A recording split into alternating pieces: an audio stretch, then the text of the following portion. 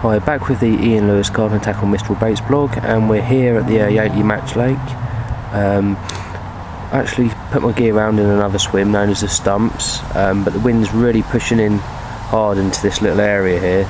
I'm actually trying to stalk one out the edge. I've seen a group of fish keep coming in and out the tree line, so I've sort of placed a solid bag in amongst the weed, just off the rod tip really. So fingers crossed, I might be back with one on video later. Cheers. The traps are set now in the Stumps, mentally weedy now. Since I last fished it, the weeds just come up tenfold, as you can see. I'm actually probably just over halfway on a, it's like a silty channel, and I've positioned three rods along the length of it. One towards the end, one up the other end, and one sort of slap bang in the middle, and spread about 1.25 kilos, 1.5 kilos of vampire squid and coconut ice across the length of it. The one to the left, where it's a bit more sparser weed and bits on the bottom, I put a solid bag over it with a balanced vampire squid as a hook bait, and then I've got 2 stiff hinge rigs, with one with a pure pineapple pop up and one with a coconut ice. So fingers crossed.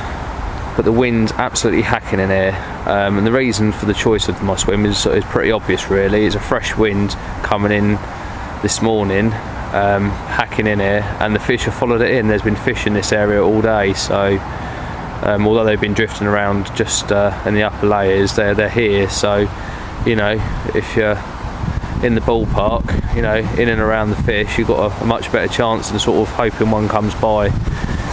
It's the following morning, and unfortunately I had one drop off in the weed last night, probably about 3:45 in the morning.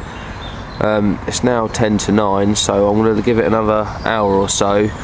I'm actually going to put out some bait back on the spots ready for later, and have a wander around and see if I can snare one out the edge elsewhere around the lake.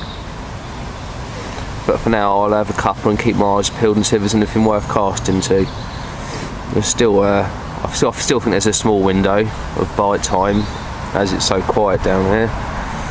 But other than that, it was extremely quiet. There's a guy that dropped in next door, didn't have anything.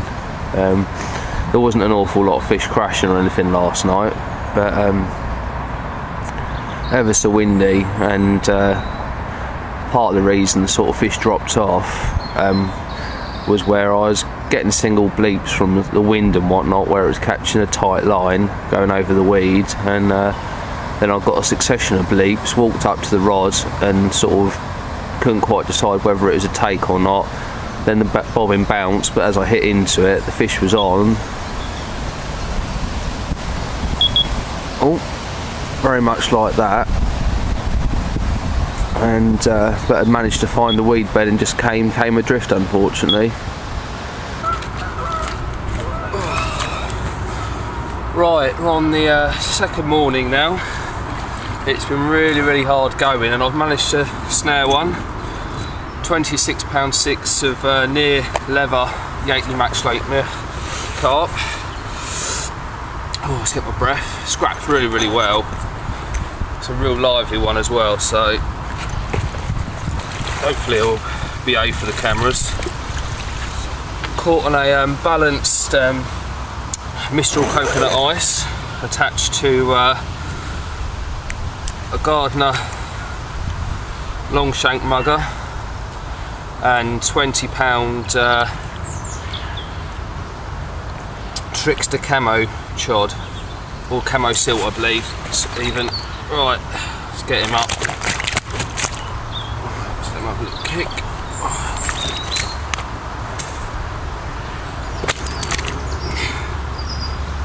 In this situation, just take your time. Oh, there we go. How about that? Chuffed to bits with that. Lovely fish. Rolling back to the other side. Always have a bucket of water.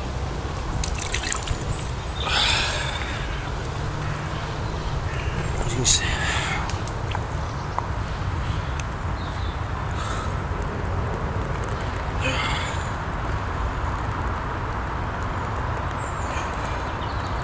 Chuffed to bits for this one.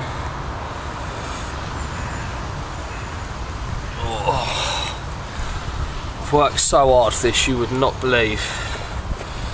Later on we'll talk through the rig that I used to capture it. But for now, cheers. This is the rig that I use. As you can see, it's a snowman presentation with the coconut ice and a homemade 10mm pop-up, 15mm bottom bait, 10mm pop-up onto a long shank mugger,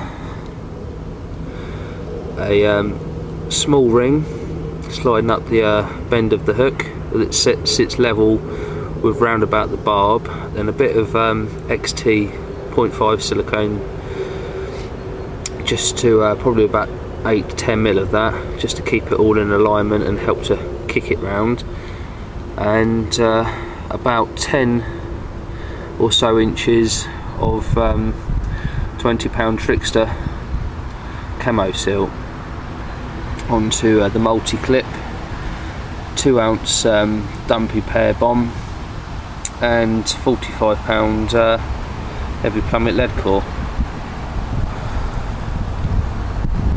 And I attach a small bag, a skinny dipper bag from Gardner, of just really ground down coconut ice boilie, cast to a sort of smooth silty area.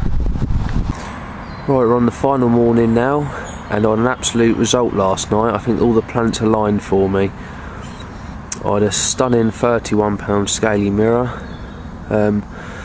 taking the old tally up to 3 bites and 2 landed fish, so well pleased. Obviously didn't get any film footage because it was pitch black, but got some cracking pictures to add in, so on the rig I described earlier as well, so well pleased. Probably got, I don't know, another 6 hours maybe and I've got to go then, but I really do think there's a chance for one more bite, so fingers crossed. Look at that mist hurling off the water, stunning, eh? It's moments like this that make you realise being a carp fisherman is just superb, or just a fisherman in general really. Just packing up now, ready to go home. Unfortunately I lost one probably 2 hours ago now. Felt like a really good fish. Start with, I thought it was a cat, it scrapped so hard. Took me right out to open water, right out there, exploded on the surface, took me down the tree line, down to the left, got it out just in front of these pads, weeded me a couple of times. It was coming all the way, not far from sort of netting, and then just hook pulled. Absolutely gutted. The only thing I can take from this, because I'm using, you know, sort of stepped up tackle, is perhaps increase the hook size. I've been sort of using 8s and you know, sort of getting a good presentation with it, but perhaps stepping up to 4s or 6s, you know, to see whether that'll increase hook hold. I don't know, but so frustrating because it was going so well. I've, you know, sort of fished really hard this session to sort of I've had 4 bites in, you know, sort of 3 days, and yeah, nightmare. Never mind, it's one of those things, I suppose. That's fishing, as they say.